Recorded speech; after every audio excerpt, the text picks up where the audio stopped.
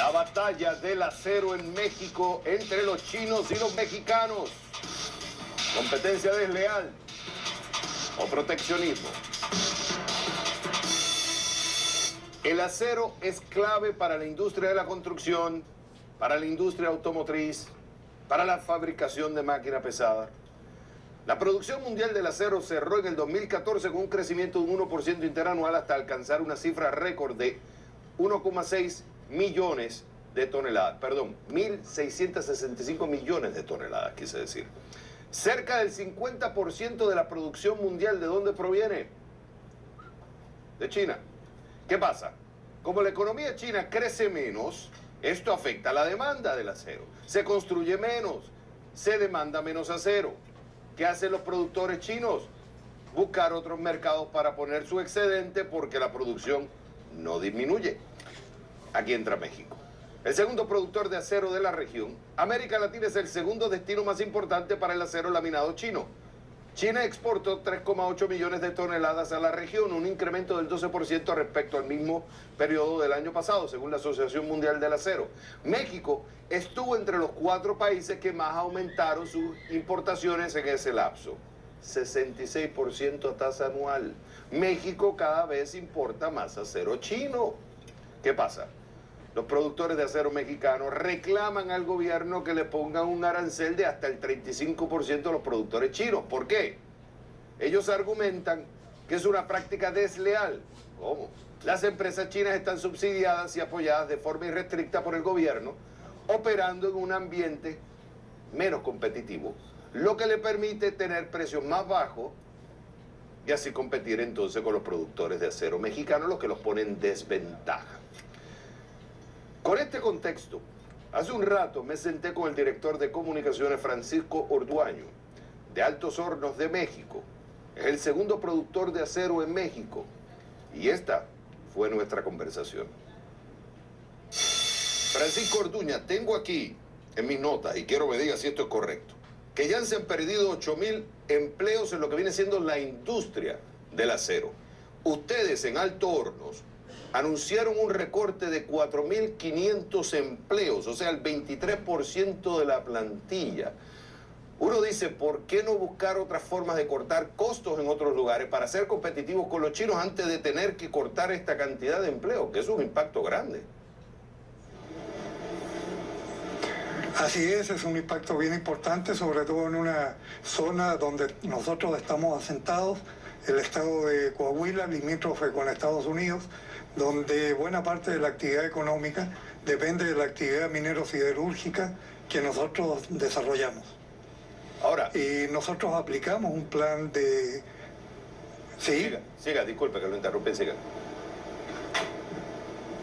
Ok, nosotros aplicamos un plan general de ahorro entre lo que comprendió cancelar algunos programas de inversión y algunos trabajos que se venían desarrollando dentro de la planta, y ese fue personal que quedó flotando y obviamente la empresa no lo podía mantener y tuvimos que también aplicar un primer recorte de personal.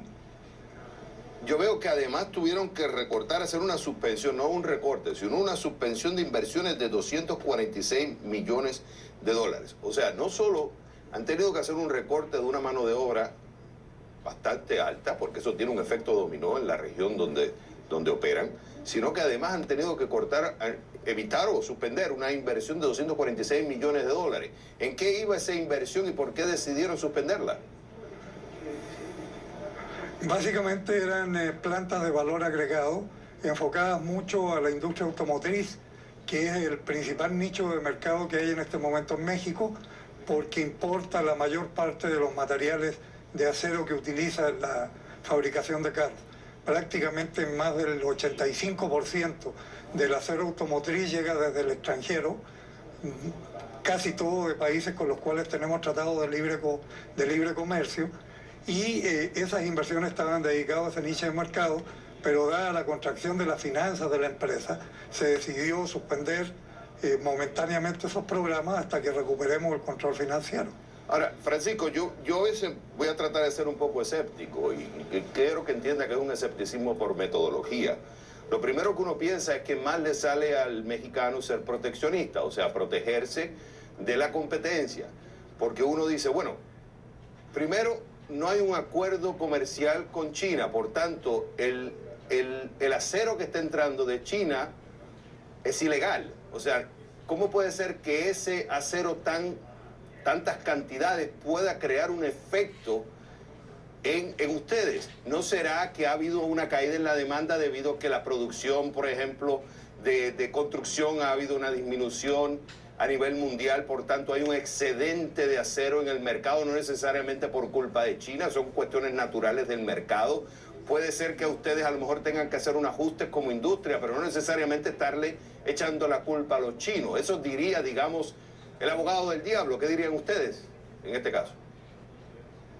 Bueno, yo soy el ángel y realmente México es en este momento una economía muy estable, ha tenido crecimiento, la demanda de acero no se ha reducido y es un país con las fronteras totalmente abiertas. En el caso siderúrgico, más que en muchos otros rubros industriales, nosotros trabajamos desde hace muchos años con arancel cero. Estamos abiertos no solo los países con tratados de libre comercio, México tiene tratado con 50 países de libre comercio, estamos también abiertos a los países que no tenemos tratados de libre comercio. Y el problema es que el acero chino estaba ingresando a México, no ya digamos debajo del precio racional internacional o debajo del precio de venta en chino, sino que está llegando por debajo de los costos de producción. Entonces, es muy difícil que cualquier industria pueda competir en esas condiciones.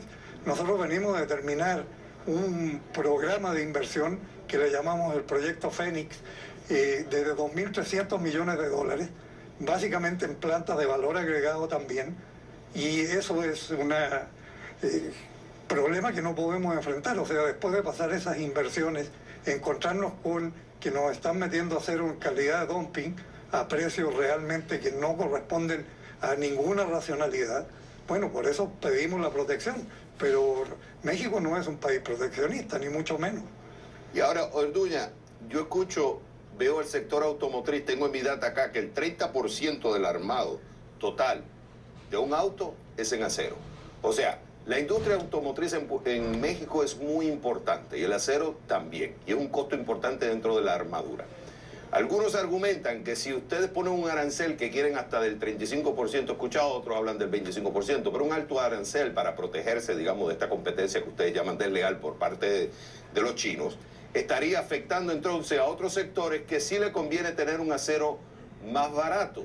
Entonces no sería contraproducente. Sí, ustedes estarían protegiendo como industria, pero estarían afectando a otra industria que también es importante, como sería la automotriz en México. Bueno, mira, realmente el acero automotriz llega básicamente casi prácticamente el 80% del acero automotriz que ingresa al país viene de los países con los cuales tenemos tratado de libre comercio. No se verían afectados ese 80% por ningún arancel que se ponga. De hecho, ya no estamos hablando nosotros de una salvaguarda, no de un arancel. Y el resto del acero entra con programas especiales que tiene México, como las importaciones temporales, que están destinadas precisamente a bienes que se arman en el país y que vuelven a salir del país. Esas importaciones están protegidas, tienen canales especiales de ingreso y no pagan aranceles. Entonces realmente, hipotéticamente, si se llegara a aplicar un gravamen al acero, el acero automotriz que podría resultar afectado representa un 1.5% del consumo nacional. El consumo nacional de acero automotriz en México son 7 millones de toneladas. Estamos hablando de que se llegaría a afectar 100.000 toneladas de esos 7 millones. Y sin embargo, esos 100.000 toneladas pueden ingresar también a través de programas especiales. Entonces no hay esa afectación. Lo que estamos haciendo nosotros ahora, en conjunto con la Secretaría de Economía, porque anoche hubo una junta donde llegamos a acuerdos bien importantes para controlar el problema del acero, lo que estamos haciendo es trabajar con otras cadenas industriales que podrían resultar afectadas si se ponen estos gravámenes. Por ejemplo, línea blanca, construcción, otro tipo de industria, pero en principio tampoco resultarían afectadas. Ahora, Francisco, me quedan 40 segundos. Digamos que el gobierno decide no poner un arancel. ¿Qué pasaría entonces con ustedes? Ya hay un acuerdo que se tomó la noche de ayer, donde se toman diferentes medidas para controlar el ingreso del producto a México. Se endurecen las medidas que aplica México. Hay un acuerdo también para reformar la ley de comercio exterior donde sea necesario, para igualarla con la de Estados Unidos, por ejemplo. Y hay un tercer acuerdo, que es en 2 semanas contar con una barrera de protección frente a los países con los cuales no tenemos tratado. La batalla del acero en México, proteccionismo o competencia desleal, es un debate que apenas comienza. Francisco Orduña, fue un gusto haberlo tenido en el programa. Es una batalla mundial, no es solo de México, ¿eh?